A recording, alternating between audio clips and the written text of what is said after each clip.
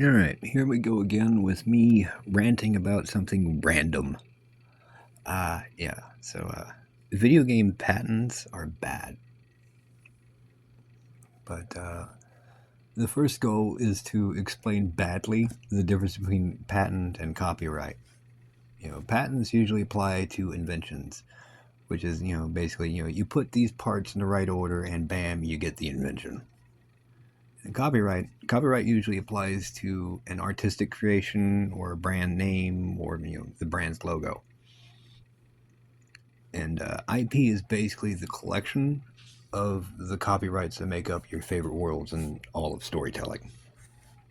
So if you're infringing on an IP, you're actually infringing on a copyright, but because it falls into the box holding all the other copyrights that make a world, the owners will make it sound like you were intentionally copying the entire thing.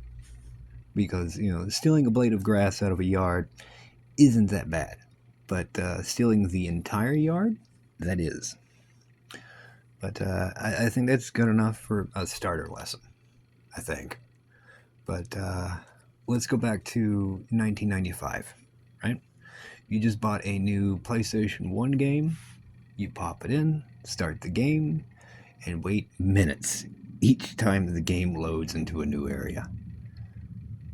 Yeah. Imagine you didn't have to stare at a loading screen. Imagine popping in any Elder Scrolls game, when they first came out, with that initial horrible fucking load time. Morrowind, Oblivion, Skyrim.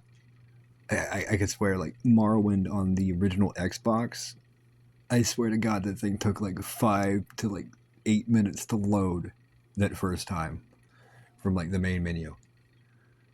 But yeah, imagine you had to wait that long just staring at a bland loading screen with like tips and lore.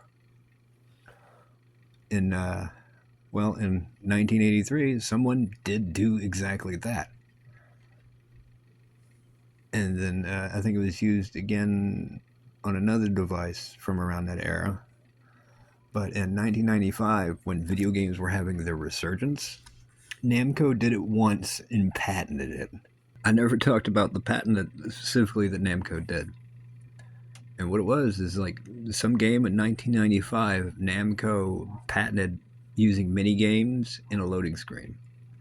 And I would have absolutely loved to have seen how this evolved over the years from 1995 to 2017. Could you imagine if it was expanded upon and became a normal part of games, right? And and not a time filler. Like, say you could earn items, experience, or whatever from playing a mini game, and like have how well you did in that mini game influence the bigger game. But still be like something you can kind of ignore. Like, oh well, I'm gonna use this time to take a break. Whatever. But we will never know because Namco sucks. Donkey dick.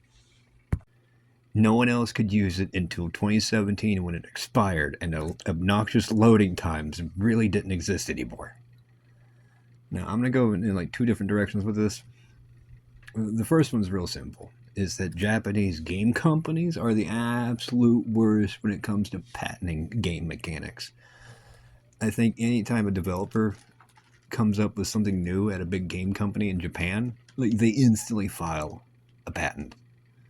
Now, I believe Nintendo holds the most patents for the most obscure shit, which includes like throwing a ball at a creature. But, we do get some in the USA side. Like, say, the Nemesis system used in Shadow of Mordor games, which is basically a semi-reverse dating sim mechanic from what I know about it. But, I haven't played the game, so I don't really know fully what all that entails. And the second point would be patenting game mechanics stifles, well, it can stifle creativity, ideas, and the evolution of art. We all love movies, right? We have to. Because otherwise we'd be the most bored motherfuckers on the planet.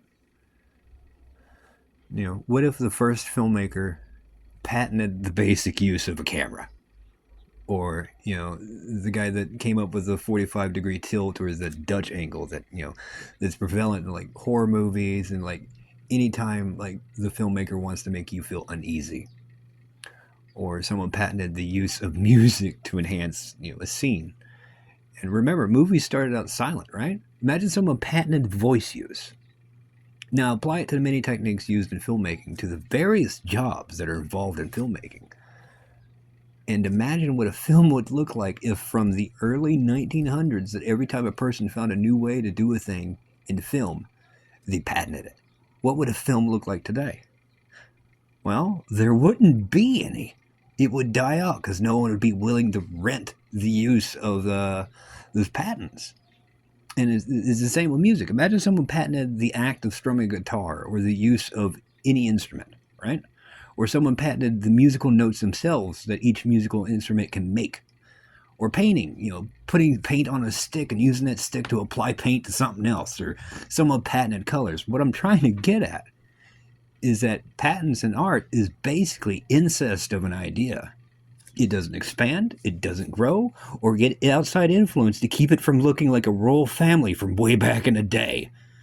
All in the goal of making money off of an idea to achieve a goal and not making money off of the final product. I'm all for copyrighting code in video games and then reselling it. And the art assets, those, art already has its, established, methods, right? In copyright and, patenting. And I'm all for protecting your IP, but this shit is stupid. I'm going to patent the act of wiping your ass so that every time you take a shit, you either pay me 50 cents, you find a new way to do it, or I sue your ass for infringing on my patent. Yeah, and I hope you enjoyed this mini rant. Bye.